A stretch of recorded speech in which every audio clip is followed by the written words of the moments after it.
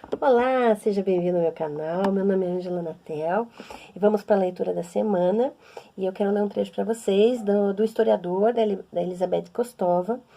E para quem gosta de uma história de suspense e quem gosta de Drácula, precisa ler esse livro. Essa edição aqui, ela é grandinha, mas ela é uma edição de bolso, entre aspas, né? E acaba misturando história, fatos e ficção, né? Então eu quero ler um trecho para vocês. Além da carta, encontramos outro fato sobre Istambul nesse exato período, algo que meu amigo Aksoy já sabia, na verdade.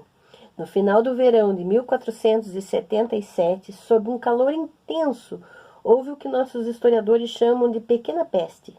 Ceifou muitas vidas em Pera, antigo bairro da cidade que nós agora chamamos de Galata. Os corpos foram empalados através do coração antes de serem queimados.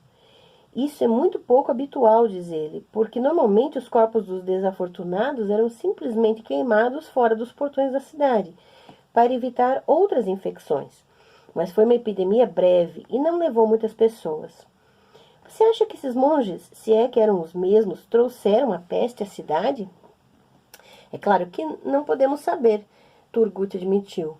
Mas se a sua canção descrever o mesmo grupo de monges... Estive pensando em uma coisa. Ellen pousou sua xícara. Não me lembro, Paul, se já lhe contei, mas Vlad Drácula foi um dos primeiros estrategistas militares na história a usar, como se diz, doenças na guerra. Armas biológicas, ajudei-a. Hugh James contou-me. Sim, ela encolheu os pés sob o corpo. Durante as invasões da Valáquia pelo sultão, Drácula gostava de enviar pessoas doentes de peste ou varíola aos campos otomanos disfarçadas de turcos. Infectavam o maior número possível de pessoas antes de morrer ali mesmo. Se aquilo não fosse tão horripilante, eu teria sorrido. O príncipe valaquiano era formidavelmente criativo, tanto quanto era destrutivo. Um inimigo inteligente ao extremo. Um segundo depois percebi que acabara de pensar nele no presente. Entendo, Turget assentiu. A senhorita quer dizer que talvez esse grupo de monges, se eram realmente os mesmos monges, trouxe a peste com eles da Valáquia. Mas isso não explica uma coisa, contudo, Ellen franziu a testa. Se alguns desses estivessem doentes com a peste, por que o abade de Sanderina teria permitido que se hospedassem lá? Senhorita, é verdade, admitiu Turgot. Entretanto, se não fosse a peste, mas algum outro tipo de contaminação... Mas não há modo de saber, ficamos ali sentados, frustrados, meditando sobre a questão. Muitos monges ortodoxos passavam por Constantinopla em peregrinação, mesmo depois da conquista, Ellen disse.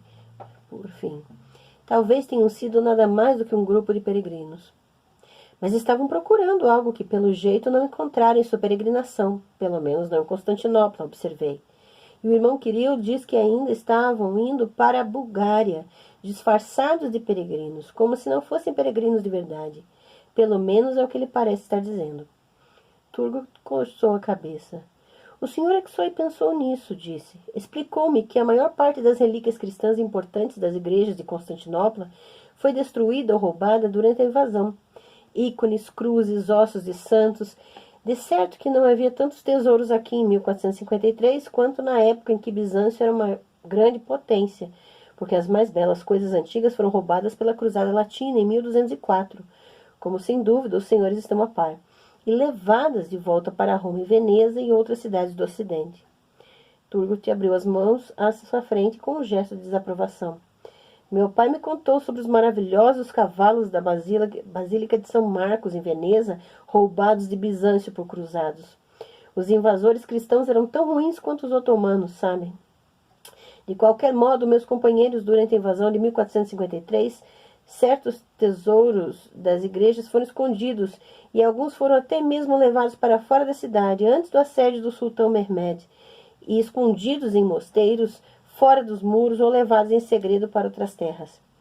Se nossos monges fossem peregrinos, talvez tivessem vindo à cidade com a esperança de visitar um objeto sagrado e descobriram que não estava mais lá.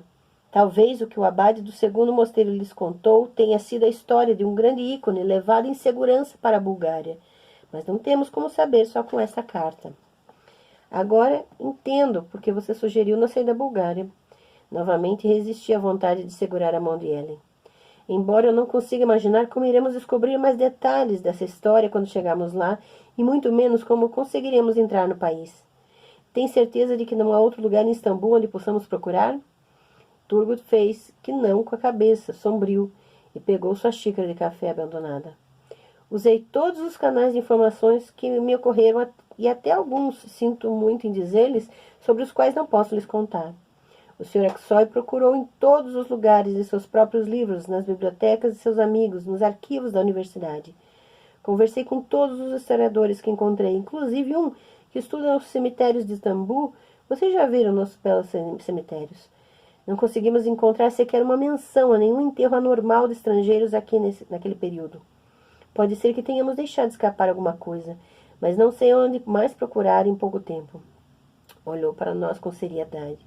Sei que seria muito difícil para vocês irem à Bulgária. Eu mesmo iria, mas seria ainda mais difícil para mim. Meus amigos, sendo turco, não poderia participar de nem ao menos uma de suas conferências acadêmicas. Ninguém odeia mais os descendentes do Império Otomano do que os búlgaros. Aqui é um trechinho muito curto de uma saga em busca de um corpo, em busca de dos restos mortais, ou de pelo menos o lugar onde o corpo do Conde Vlad, ou Vlad Tepes, ou Conde Drácula, foi enterrado. Então aqui está uma saga fantástica para quem gosta de suspense, mas também para quem gosta de história, porque aqui ela realmente, a autora, ela mistura ficção e fatos e dados históricos e interpretação da história. O Historiador, da Elizabeth Kostova. Fica aqui a leitura da semana e a grande dica para suas leituras. Muito obrigada por vocês terem paciência de ouvir até aqui.